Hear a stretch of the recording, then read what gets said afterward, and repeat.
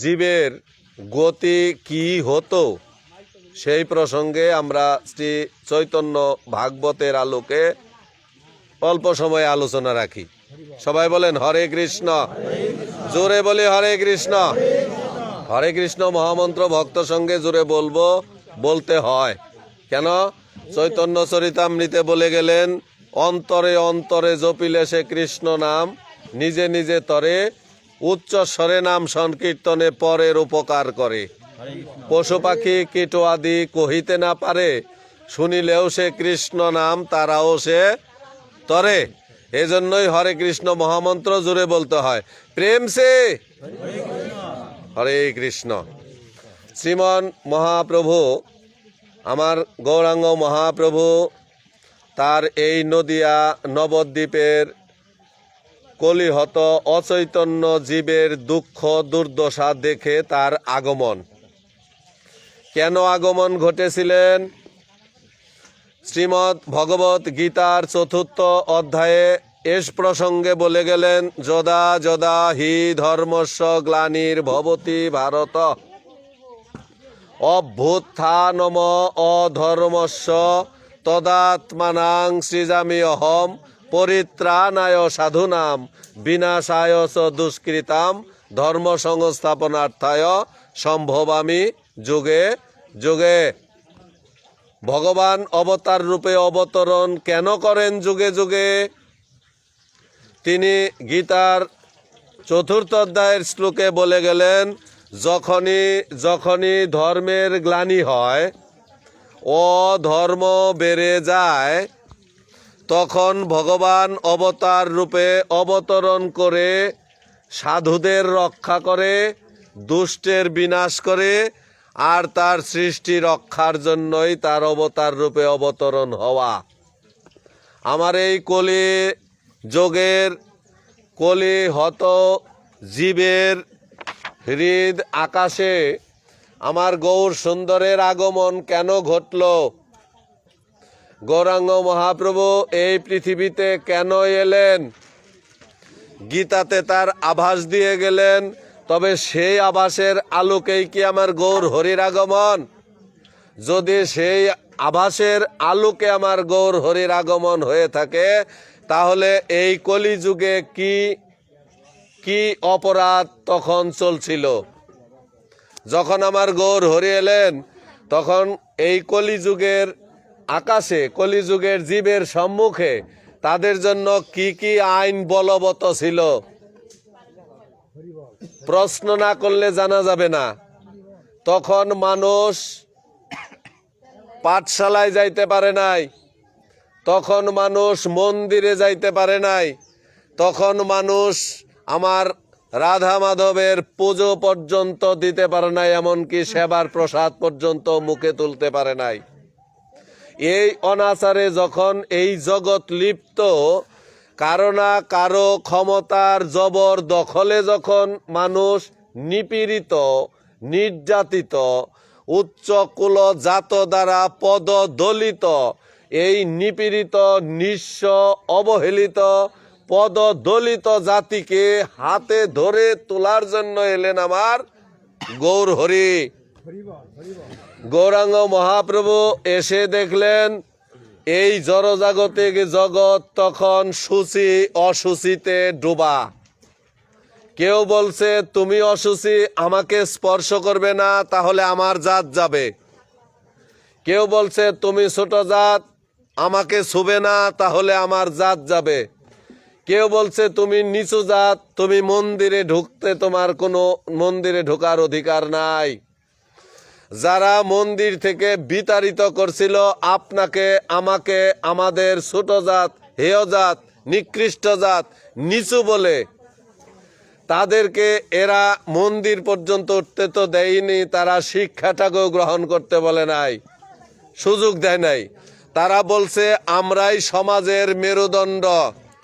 আপনারা বুকে হাত দিয়ে বলেন তো, কোনো জাতি, কোনো মানুষ কি সমাজের মেরুদণ্ড হতে পারে, নাকি শিক্ষা জাতির মেরুদণ্ড? যে শিক্ষা থেকে বঞ্চিত করেছিলেন আমার এই শূদ্র, নিপীড়িত, নিষ্পেষিত জাতিকে, সেই জাতির হারিয়ে যাওয়া অধিকারকে আবার পুনরায় উদ্ধার করার জন্য এলেন আমার গৌর হরি। সাথে নিয়ে আসলেন আমার দয়াল নিতাইকে। নিতাই এসেছিল, আমরা অনেকেই জানি, নিতাই হইল গৌরাঙ্গ মহাপ্রভুর হারিয়ে যাওয়া বড় ভাই। কিন্তু না দাদা, নিতাই গৌরাঙ্গ মহাপ্রভুর হারিয়ে যাওয়া বড় ভাই না। নিতাই আমার মতো, আপনার মতো এরকম নিচু ঘরে জন্ম হয়েছিল নিতাই। সেই নিতাইকে সাথে নিয়ে আমার গৌর হরি নিতাইকে জগতে নিত্যানন্দের নিবন্ত প্রদীপকে প্রজ্বলিত করে দেওয়ার জন্য আমার গৌর হরি বলেছিল, তোরা গৌর বলিস না, গৌর বলতে পারিসনি তাতে দুঃখ নাই, একবার নিতাই বল, একবার মুখে নিতাই বল। যদি নিতাই সাদের কৃপা হয় তাহলে গৌর কৃপা হবেই হবে। সেই নিতাইকে সাথে নিয়ে আমার গৌর হরি এসেছিলেন ধরায়। গৌরাঙ্গ মহাপ্রভুর জীবনের প্রথম আন্দোলন হলো এই সূচি আর অসুচি। গৌর হরি এসে বললেন, সূচি অসুচি বলতে জগতে কিচ্ছু নাই। যে মানুষ তার বদনে একবার কৃষ্ণ বলবে, সেই দেহটাই তার সূচিতে পরিণত হয়ে যাবে। সবাই বলি হরিবল, জোর সে বল, প্রেম সে বল, হরিবল। সেই গৌরাঙ্গ মহাপ্রভুর বয়স যখন, বয়সে তিনি শিশুকালের শৈশব অবস্থায় গৌর হরি একদিন বসেছিল আস্থা করে, যে গৌরাঙ্গ মহাপ্রভু আমার ব্রাহ্মণ বংশে জন্মগ্রহণ করে ব্রাহ্মণদের অনাচার অবিচার ব্রাহ্মণ্যবাদের বিপক্ষে জোরালোভাবে প্রতিবাদ জানিয়েছিল জানেন।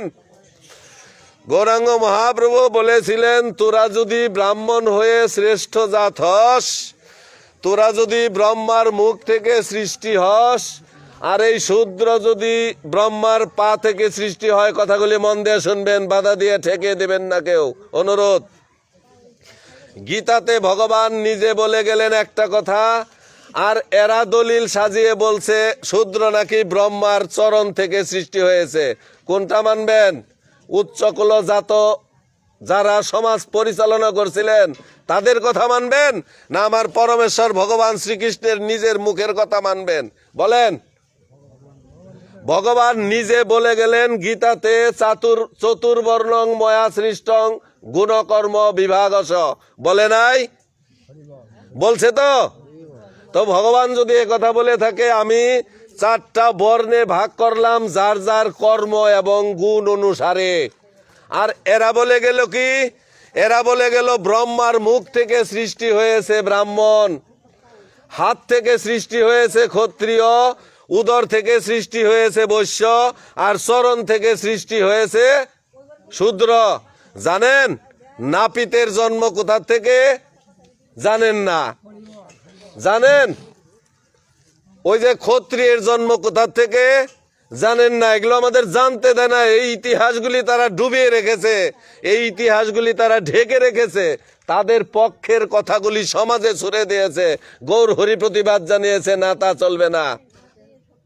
আমি গৌরাঙ্গ মহাপ্রভু কলিযুগের আকাশের চাঁদ, দয়াল নিতাই হলো আমার দাদা, উনি হলো আমার পরম বান্ধব।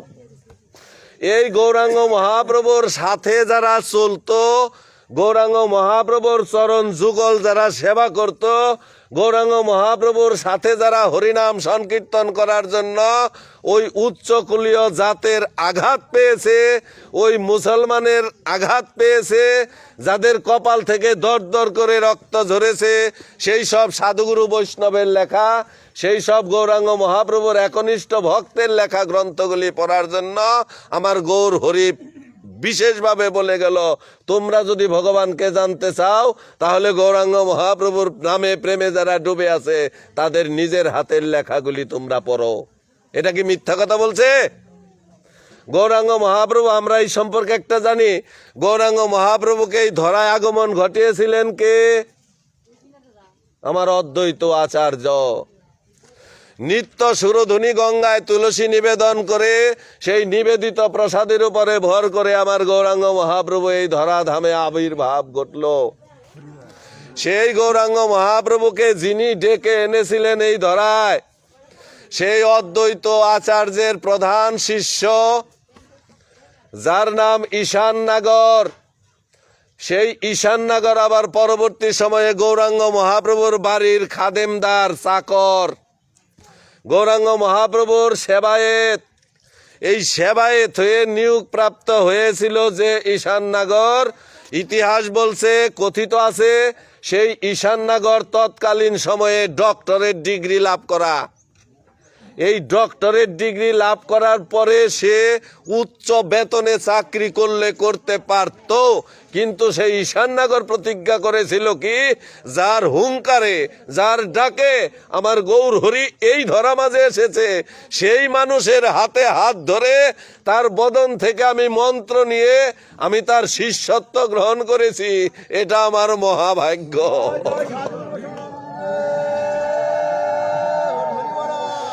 আজকে এখানে যারা বসে আছি, যে জায়গাটায় বসে আছি, এই আঙ্গিনায় যে কতবার চরণ ধুলি পড়েছে আমার গুরুদেব শুক্লাল গোস্বামীর, এই আঙ্গিনায় যে কতবার বিচরণ করেছেন তিনি, আজ আমরা আছি, তিনি নাই, তাকে আমরা দেখছি না।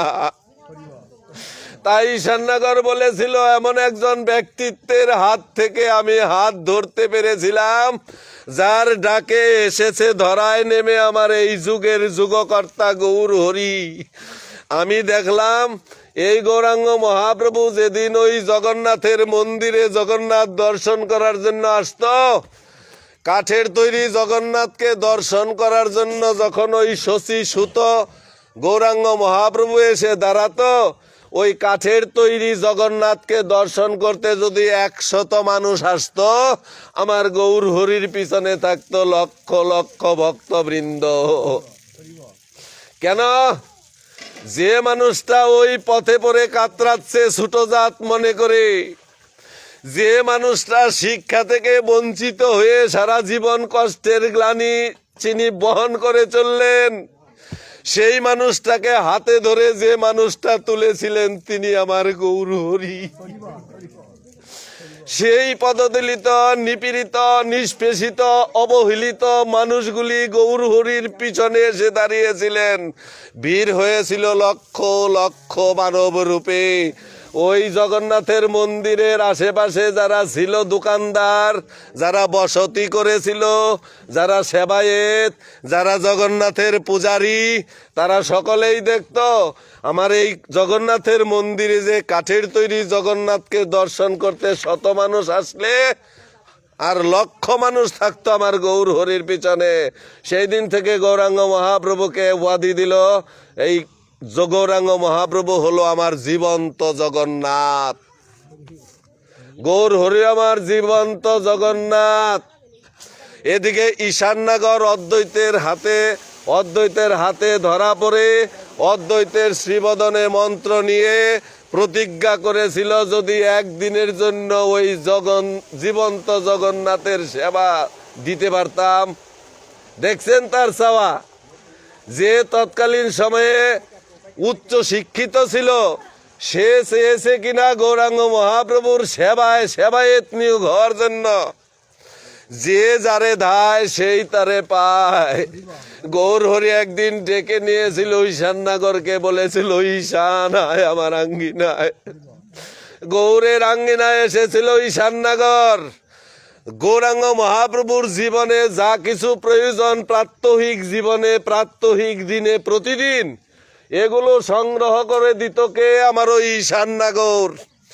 আর গৌরাঙ্গ মহাপ্রভু কখন ভক্তদের নিয়ে কি বলেছে, কোথায় গিয়েছে, কি করেছে, কি খেয়েছে, সমস্ত কিছু ওই ঈশাননগর গ্রন্থাকারে লিখে গিয়েছেন। যে গ্রন্থ আপনাকে আমাকে পড়তে দেয় নাই, ওরা যে গ্রন্থগুলি লেখছে, ওরা বলছে এই গ্রন্থ, এই বেদ এই শূদ্রে পাঠ করতে পারবে না, বলে নাই? বেদ নাকি শূদ্রে পাঠ করতে পারবে না। তাদের যে দলিল, মনুসংহিতা, মনুস্মৃতি, যারে কয় মনুস্মৃতি, পড়ে নেবেন মনুস্মৃতি।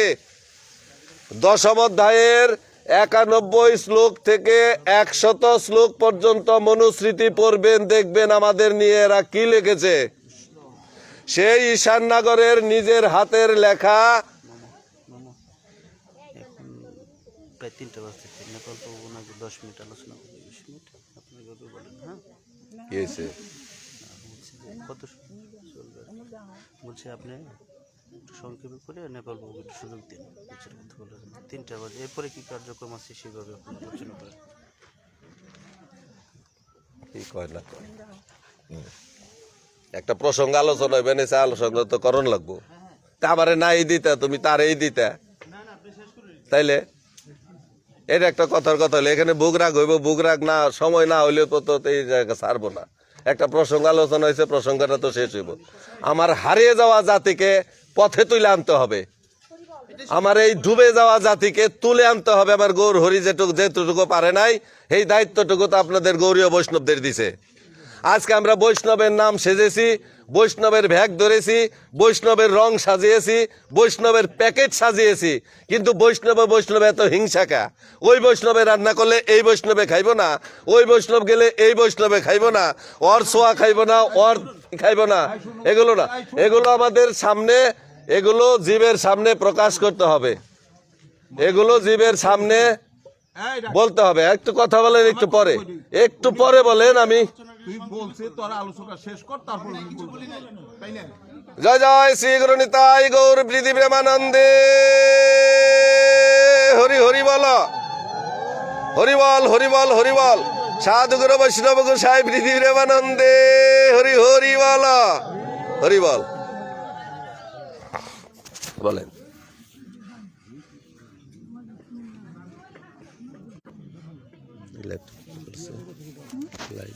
বন্ধ করো।